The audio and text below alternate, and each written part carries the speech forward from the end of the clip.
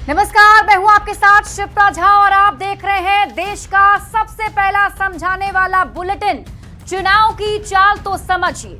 हमारी नजर चुनाव की हर एक चाल पर है, तो चुनाव से जुड़ी हर एक खबर आपको दिखाएंगे। खबर के अंदर की एक एक चाल आपको समझाएंगे, लेकिन उससे पहले आइए जल्दी से देख लेते हैं आज की 4 बड़ी खबर। सबसे पहले शॉर्ट में, फिर विस्तार से आपको समझाएंगे। आज बुलेटिन में सबसे पहले बात होगी, क्या कांग्रेस दबाव वाली राजनीति कर रही है। आज इस बुलेटिन में दूसरी बड़ी खबर होगी, बिहार में कब बजेगा चुनावी बिगुल। तीसरी खबर जिसकी चुनाव की चाल आपको समझाएंगे, नीतीश मोदी का तोहफा विपक्ष पर भारी पड़ेगा। और साथ ही साथ आज इस बुलेटिन में वैशाली जिले की सीटों का चुनावी गणित आपको बताएंगे। लेकिन शुरुआत कर लेते हैं सबसे पहले आज इस बुलेटिन की। 24 सितंबर को कांग्रेस कार्य समिति की बड़ी बैठक पटना में होने जा रही है। CWC की बैठक के जरिए कांग्रेस पार्टी शक्ति प्रदर्शन करने वाली है, क्योंकि कृष्णा अल्लावरू ने कहा है कि CWC की बैठक फुल फ्लेज्ड होने वाली है और राहुल गांधी के बाद प्रियंका गांधी 26 सितंबर से बिहार में हुंकार भरने जा रही है। ऐसे में सवाल उठ रहे हैं कि शक्ति प्रदर्शन से क्या कांग्रेस आरजेडी पर दबाव वाली राजनीति कर रही है। सबसे पहले आपको ये रिपोर्ट दिखाते हैं, फिर चुनाव की चाल आपको समझाएंगे। कांग्रेस की रणनीति और नीतियों को तय करने वाली सबसे बड़ी कमेटी CWC बिहार चुनाव को लेकर 24 सितंबर को पटना में फुल फ्लेज्ड मीटिंग करने जा रही है। कांग्रेस कार्य समिति की बैठक में राष्ट्रीय अध्यक्ष मल्लिकार्जुन खड़गे, राज्यसभा सांसद सोनिया गांधी, नेता प्रतिपक्ष राहुल गांधी और कांग्रेस सांसद प्रियंका गांधी वाड्रा शामिल होंगे। बैठक के बहाने शक्ति प्रदर्शन के कई सियासी मायने निकाले जा रहे हैं। इस तरीके से जो A टीम और B टीम की बात कही जा रही है, या फिर तेजस्वी यादव के जितने भी मसले हैं उसको ग्रैब करने की बात कांग्रेस की कही जा रही है। माई बहन मान योजना की बात कर लें या जो भी बात कर लें। महागठबंधन में कई बैठकों के बावजूद सीट शेयरिंग पर बात अब तक नहीं बन पाई है। 20 सितंबर को तेजस्वी की यात्रा समाप्त होने के बाद तुरंत 24 सितंबर को CWC की बैठक बुला ली गई है और 2 दिन बाद यानी 26 सितंबर को प्रियंका गांधी वाड्रा एक बड़ी जनसभा भी करने जा रही है। हालांकि कांग्रेस पार्टी प्रेशर पॉलिटिक्स से इनकार कर रही है और आरजेडी के नेता CWC की बैठक को चुनावी रणनीति का हिस्सा बता रहे हैं। आज भी श्री तेजस्वी यादव जी के नेतृत्व में राष्ट्रीय जनता दल सबसे बड़े दल के रूप में है। ये देखना दिलचस्प होगा कि कांग्रेस की सियासी चाल का तेजस्वी की रणनीतियों पर कितना असर पड़ता है। पटना संवाददाता अमित कुमार के साथ ब्यूरो रिपोर्ट, न्यूज़ 18। और आइए अब आपको चुनाव की चाल को समझाते हैं और समझते हैं कि कांग्रेस आरजेडी पर दबाव वाली राजनीति क्यों कर रही है। कैसे, इसे समझिए। देखिए, जैसे आरजेडी ने माई बहन मान योजना का ऐलान किया तो कांग्रेस ने फॉर्म भरवाना शुरू कर दिया। वोटर अधिकार की साझा यात्रा में तेजस्वी यादव शामिल हुए, लेकिन बिहार में होते हुए चर्चा में राहुल गांधी रहे। तेजस्वी बैक सीट पर दिखे। कांग्रेस ने वोट चोरी को एक बड़ा मुद्दा बनाने की कोशिश की, जिसके शोर में तेजस्वी यादव के जो बड़े मुद्दे थे वो गौण हो गए। यहां तक कि आरजेडी तेजस्वी यादव को बार बार सीएम फेस बता रही है, लेकिन कांग्रेस अब तेजस्वी यादव के चेहरे पर सहमति नहीं जताई है। यही नहीं, महागठबंधन में कई बैठकों के बावजूद सीट शेयरिंग पर भी अब तक बात नहीं बन पाई। लेकिन कांग्रेस पटना से दिल्ली तक कई बैठकें कर चुकी है। यही नहीं, कांग्रेस पार्टी अब खुलकर आरजेडी पर सीट छोड़ने का दबाव भी बना रही है। उम्मीदवारों के चयन में भी कांग्रेस एक कदम आगे चल रही है। उम्मीदवारों से आवेदन ले रही स्क्रीनिंग कमेटी कई कैंडिडेट का नाम भी तय कर चुकी है और अब बैठक के बहाने शक्ति प्रदर्शन की कोशिश की जा रही है। 20 सितंबर को तेजस्वी यादव की यात्रा संपन्न होने के बाद तुरंत ही 24 सितंबर को CWC की बैठक बुला ली गई और इसके ठीक 2 दिन बाद 26 सितंबर को प्रियंका गांधी वाड्रा एक बड़ी जनसभा करने जा रही है। अब सवाल है कि कांग्रेस दबाव वाली राजनीति आखिर क्यों कर रही है, तो आइए इसे भी आपको समझाते हैं। इसके लिए 2020 के चुनाव और सीट शेयरिंग के फॉर्मूले को समझना पड़ेगा। 2020 विधानसभा चुनाव की अगर बात करें तो आरजेडी 144 सीट पर चुनाव लड़ा था, कांग्रेस 70 सीटों पर चुनाव लड़ी, सीपीआई-एमएल के खाते में 19 सीटें गई थीं। सीपीआई 6 सीट पर चुनाव लड़ी, जबकि सीपीएम ने 4 सीटों पर अपने उम्मीदवार उतार दिए थे। अब जरा 2020 का रिजल्ट और स्ट्राइक रेट भी जान लेते हैं कि महागठबंधन की कौन सी पार्टी कितने सीटों पर चुनाव जीती और उसका स्ट्राइक रेट क्या रहा। आपको बता दें कि आरजेडी ने 52.08% के स्ट्राइक रेट से 75 सीट पर जीत दर्ज की। कांग्रेस 27.14% के स्ट्राइक रेट से महज 19 सीट जीती। सीपीआई-एमएल का स्ट्राइक रेट सबसे बेहतर रहा। 63.15% के स्ट्राइक रेट से सीपीआई-एमएल ने 12 सीटों पर जीत दर्ज की। सीपीआई ने 33.33% के स्ट्राइक रेट से 2 सीट पर जीत दर्ज की, तो सीपीएम ने भी 50% के स्ट्राइक रेट से 2 सीटें जीत ली। लेकिन 2025 में महागठबंधन के अंदर 8 पार्टियां हैं। RJD, Congress, VIP, RLJP, CPI-ML, CPI, CPM और जेएमएम पार्टी भी शामिल है। मतलब ये कि 2020 में जहां 5 दल थे, 2025 में कुल 8 दल हो गए हैं। अब नए सहयोगी के आ जाने से सीटें तो घटेंगी। 2020 में 243 सीटें 5 पार्टियों के अंदर बटी थी, लेकिन 2025 में 243 सीट 8 पार्टियों में बटेगी। 2020 में कांग्रेस की स्ट्राइक रेट सबसे खराब थी और स्ट्राइक रेट में लेफ्ट पार्टियों ने अच्छा प्रदर्शन किया था। 2025 में कांग्रेस को कम सीटें मिलने की संभावना है और सीट बरकरार रखने के लिए ही प्रेशर पॉलिटिक्स की जा रही है। कांग्रेस चाहती है कि 2020 के करीब ही इस बार भी विधानसभा चुनाव में सीट मिले। बढ़ते हैं आगे और बात अगली खबर की। मुख्य निर्वाचन आयुक्त ज्ञानेश कुमार चुनाव आयोग की टीम के साथ बिहार आ रहे हैं। अगले महीने किसी भी वक्त बिहार चुनाव की घोषणा हो सकती है।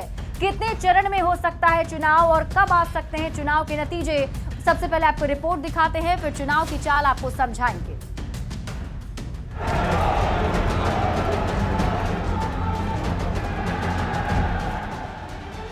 बिहार विधानसभा चुनाव को लेकर जिस पल का इंतजार सबको है, वो वक्त अब नजदीक आ गया है। चुनावी बिगुल बजने जा रहा है। सियासी सरगर्मी के बीच निर्वाचन आयोग बहुत जल्द बिहार विधानसभा चुनाव की तारीखों का ऐलान करने जा रहा है। संभव है कि अक्टूबर में चुनाव की तारीखों की घोषणा हो सकती है। अगले महीने पहले या दूसरे हफ्ते में चुनावी रणभेरी बज सकती है। मुख्य चुनाव आयुक्त ज्ञानेश कुमार के नेतृत्व में निर्वाचन आयोग की टीम बिहार के दौरे पर आ रही है। माना जा रहा है कि 2 से 3 चरणों में मतदान कराए जाने की संभावना है। 30 सितंबर के बाद मुख्य चुनाव आयुक्त बिहार दौरे पर आएंगे। निर्वाचन आयोग की पूरी टीम सीईसी के साथ बिहार दौरे पर होगी। एक ओर राजनीतिक पार्टियों का उत्साह तो दूसरी ओर निर्वाचन आयोग की तैयारी दोनों चरम पर है। 22 नवंबर से पहले चुनाव की प्रक्रिया पूरी करनी है, क्योंकि मौजूदा एनडीए सरकार का कार्यकाल इसी समय पूरा हो रहा है। दिल्ली से संवाददाता अमितेश के साथ पटना संवाददाता रवि एस नारायण और संजय कुमार के साथ ब्यूरो रिपोर्ट न्यूज़ 18। और आइए अब चुनाव की चाल को समझ लेते हैं। बिहार विधानसभा चुनाव का ऐलान जल्द ही हो सकता है। देखिए, अक्टूबर में तारीखों का ऐलान संभव है, ऐसी संभावना जताई जा रही है। सूत्र तो यहां तक बता रहे हैं कि अक्टूबर के पहले हफ्ते में ही चुनाव की तारीखों का ऐलान किया जा सकता है। दुर्गा पूजा के बाद चुनाव की तारीखों का ऐलान और छठ पूजा के बाद वोटिंग की संभावना जताई जा रही है। माना जा रहा है कि 2 या फिर 3 चरण में इस बार वोटिंग हो सकती है और 15 से 20 नवंबर तक विधानसभा चुनाव का रिजल्ट भी आ सकता है। चूंकि 22 नवंबर तक नई विधानसभा का गठन होना है, ऐसे में 22 नवंबर से पहले ही चुनाव की प्रक्रिया पूरी कर ली जाएगी। अगर हम बात करें पिछले विधानसभा चुनाव की, मतलब 2020 की, तो 25 सितंबर 2020 को चुनाव का ऐलान किया गया था, चुनाव की तारीखों का ऐलान हुआ था। 2020 विधानसभा चुनाव में भी बिहार में 3 चरण में ही मतदान कराए गए थे। तारीख दर तारीख अगर आपको बताएं तो 28 अक्टूबर को पहले फेज की वोटिंग हुई थी, फिर 3 नवंबर को दूसरे फेज की वोटिंग कराई गई थी और 7 नवंबर को तीसरे फेज की वोटिंग हुई थी, जबकि 10 नवंबर को चुनाव के नतीजे आ गए थे। मतलब 2020 विधानसभा चुनाव में 3 फेज में वोटिंग कराई गई थी और ऐसी संभावना इस बार भी जताई जा रही है कि इस बार भी बिहार में 3 फेज में वोट कराए जा सकते हैं। अब चुनाव की बात हो रही है तो विधानसभा की सीटों से लेकर पिछले चुनाव में कौन सी पार्टी कितने सीटों पर लड़ी, ये सब कुछ समझना जरूरी है। तो आपको बताते हैं कि बिहार की 243 सीटों में से 125 सीटें जीतकर एनडीए ने फिर से बिहार में सरकार बनाई, जबकि महागठबंधन के खाते में 110 सीटें आई थी। आइए अब आपको पार्टी वाइज रिजल्ट बताते हैं। सबसे पहले बात एनडीए की कर लेते हैं। एनडीए की बात करें तो बीजेपी 110 सीट पर चुनाव लड़ी थी, 74 सीट पर जीत मिली थी। बीजेपी की जीत का स्ट्राइक रेट 67.30% था। जेडीयू की बात करें 2020 में जेडीयू ने 115 सीट पर उम्मीदवार उतारे, लेकिन महज 43 सीट पर जीत मिली और 2015 की तुलना में जेडीयू की जीत का स्ट्राइक रेट गिरकर 37.39% रह गया। मांझी की हिंदुस्तानी अवाम मोर्चा ने 7 सीट पर उम्मीदवार उतारे, उसमें से 4 को जीत मिली, यानी हम का स्ट्राइक रेट 57.14% रहा। 2020 में मुकेश सहनी की पार्टी वीआईपी भी एनडीए का हिस्सा थी। वीआईपी के उम्मीदवार 11 सीटों पर उतरे थे, लेकिन महज 4 पर जीत मिली और उसका स्ट्राइक रेट 36.36% रहा। महागठबंधन की बात कर लेते हैं। 2020 में 144 सीट पर आरजेडी के उम्मीदवार उतरे, 75 सीट पर जीत मिली, जीत का स्ट्राइक रेट 52.08% था, 2015 के मुकाबले काफी कम। कांग्रेस की बात करते हैं। कांग्रेस ने 70 सीटों पर उम्मीदवार उतारे, 19 सीट पर जीत मिली, कांग्रेस का स्ट्राइक रेट मात्र 27.14% रहा। लेफ्ट की बात कीजिए, महागठबंधन में सबसे अच्छा रिजल्ट लेफ्ट पार्टी का था। लेफ्ट की तीनों पार्टियों ने 29 सीट पर उम्मीदवार उतारे थे, 16 पर चुनाव जीते थे। लेफ्ट की जीत का स्ट्राइक रेट 55.17% रहा। अब कुछ ऐसी पार्टियों के रिजल्ट को भी जानना जरूरी है जो या तो अलग लड़ी या छोटे गठबंधन में। ऐसी एक पार्टी है चिराग पासवान की एलजेपी-आरवी, जो तब एलजेपी के नाम से जानी जाती थी। चिराग पासवान ने एनडीए से अलग होकर 135 सीटों पर उम्मीदवार उतारे, लेकिन सिर्फ 1 सीट पर जीत मिली और उनका जीत का स्ट्राइक रेट 0 से भी कम 0.7% था। उपेंद्र कुशवाहा की आरएलएम यानी 2020 की राष्ट्रीय लोक समता पार्टी 104 सीट पर चुनाव लड़ी, एक भी सीट नहीं जीत सकी। इनकी जीत का स्ट्राइक रेट 0 रहा। 2020 में सबसे बड़ा उलटफेर असदुद्दीन ओवैसी की पार्टी एआईएमआईएम ने किया था। 24 सीटों पर चुनाव लड़ी, 5 सीटों पर जीत गई और जीत का स्ट्राइक रेट 20.83% था। इन 5 सीटों ने आरजेडी का गणित भी बिगाड़ दिया। बीएसपी की बात करें, बीएसपी ने 80 सीटों पर उम्मीदवार उतारे, सिर्फ उम्मीदवार जो है उसके जीते हैं 1। बीएसपी का स्ट्राइक रेट 1.25% रहा था। तो बिहार में चुनाव की बात हो और नीतीश कुमार का जिक्र ना हो, ये कैसे संभव है? तो आइए 2010 से उनकी पार्टी का रिजल्ट समझ लेते हैं। 2010 में नीतीश कुमार की पार्टी 141 सीट पर चुनाव लड़ी थी, 115 सीट पर जीत मिली थी, 22.58% वोट मिले थे और जीत का स्ट्राइक रेट 81.5% था। 2015 में जेडीयू 101 सीट पर चुनाव लड़ा, 71 सीट जीत गई, तब जेडीयू को 16.8% वोट मिले और जीत का स्ट्राइक रेट 69.1% था। 2020 की बात करें, जेडीयू के खाते में 115 सीटें आई, 43 पर जीत मिली, 15.39% वोट मिले थे और जीत का स्ट्राइक रेट 37% था। तो ऐसे में अब इस बार के चुनाव में क्या चुनावी गणित होती है, ये समझना भी जरूरी है। और आइए अब आपको समझाते हैं विधानसभा सीटों के चुनावी गुणागणित। और आज विधानसभा सीटों के चुनावी गुणागणित में बात होगी वैशाली जिले के विधानसभा सीटों की। बिहार का वैशाली बिहार ही नहीं, ऐतिहासिक रूप से पूरे देश में प्रसिद्ध है। ऐतिहासिक प्रमाणों के अनुसार वैशाली में ही विश्व का सबसे पहला गणतंत्र यानी कि रिपब्लिक कायम किया गया था।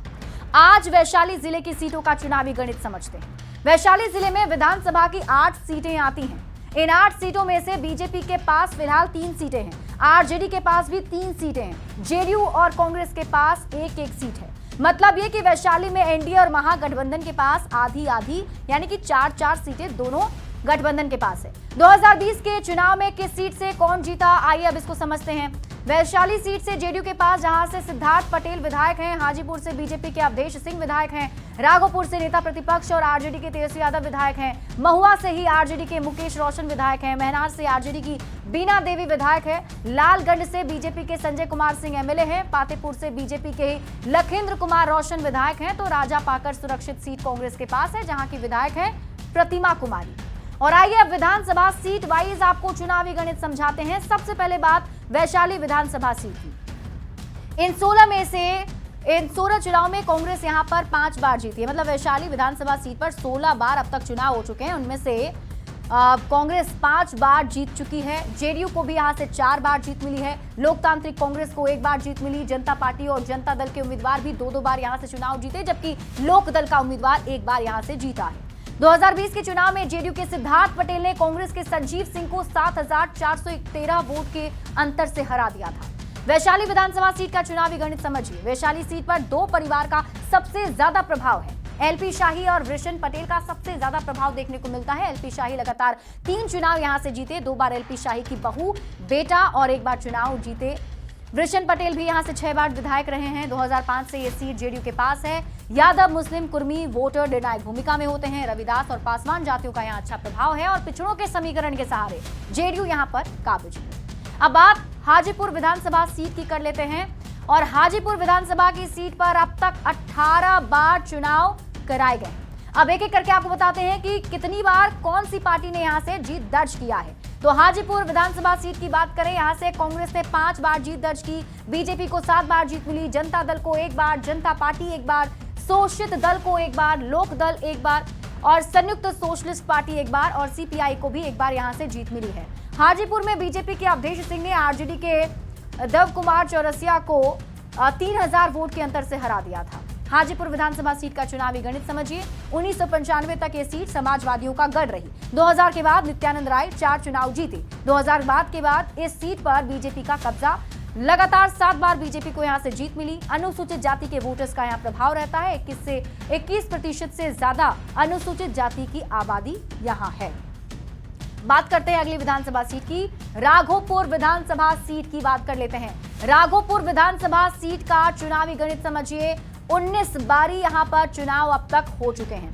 राघोपुर में 7 बार आरजेडी को जीत मिली है। 2 बार यहां से जनता दल जीता है, जबकि 3 बार कांग्रेस को जीत मिली। इसके अलावा 1 बार जेडीयू, 1 बार जनता पार्टी और 1 बार जनता पार्टी सेक्युलर और 1 बार सोशलिस्ट पार्टी, 1 बार सोशलिस्ट समाज पार्टी और 1 बार एस और लोकदल को भी यहां से जीत मिली है। राघोपुर में 2020 में तेजस्वी यादव ने जीत दर्ज की थी। तेजस्वी यादव ने बीजेपी के कैंडिडेट को 37,820 वोट से हरा दिया था। राघोपुर विधानसभा सीट का चुनावी गणित समझिए। यहां से 2 सीएम और 1 डिप्टी सीएम चुने गए। लालू प्रसाद, राबड़ी देवी यहां से चुनाव जीते। तेजस्वी यादव यहां से विधायक हैं। 1995 के बाद से यह सीट लालू परिवार का ही गढ़ है। 2010 में जेडीयू के सतीश कुमार ने राबड़ी देवी को हराया था। राघोपुर यादव बहुल क्षेत्र है। 31% से ज्यादा यादव जाति के मतदाता हैं। यहाँ 18% से ज्यादा अनुसूचित जाति के मतदाता हैं। लालू परिवार का गढ़ रहते हुए भी सुविधाओं का यहाँ अभाव है। नीतीश सरकार ने 6 लेन पुल के जरिए सड़क मार्ग से जोड़ा। बरसात में लोगों को नाव का सहारा लेना पड़ता था। अब बात करते हैं महुआ विधानसभा सीट की। महुआ विधानसभा सीट का चुनावी गणित आप समझिए। महुआ विधानसभा सीट पर भी अब तक 16 बार चुनाव हो चुके हैं।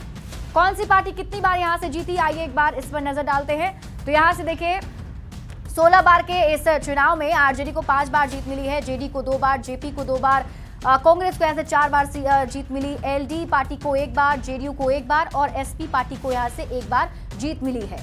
महुआ विधानसभा चुनाव में 2020 में मुकेश रोशन आरजेडी के कैंडिडेट ने जेडीयू की कैंडिडेट को हरा दिया था। वोट का अंतर 13,687 था। महुआ विधानसभा सीट का चुनावी गणित समझिए। 1952 और 1957 में 2-2 विधायक जीते। 1962 के बाद कांग्रेस कभी नहीं जीती है यहाँ पर। 1962 के बाद इस क्षेत्र को भंग कर दिया गया। 1977 में दोबारा अस्तित्व में ये क्षेत्र आया। 2010 में जेडीयू सीट आरजेडी को सौंप दी। तेज प्रताप यादव 2015 में यहां से विधायक बने। 2015 से इस सीट पर आरजेडी का कब्जा है। 2020 में एलजेपी की वजह से जेडीयू की हार हुई थी। यहां पर यादव मतदाता काफी संख्या में हैं। तो ऐसे में चुनावी गुणा गणित हमने आपको समझाया और इस बार भी देखना होगा कि इन सीटों पर किस तरीके का दिलचस्प मुकाबला देखने को मिलता है। इसी के साथ इस बुलेटिन में अभी के लिए बस इतना ही। आप देखते रहिए न्यूज़ 18 बिहार झारखंड।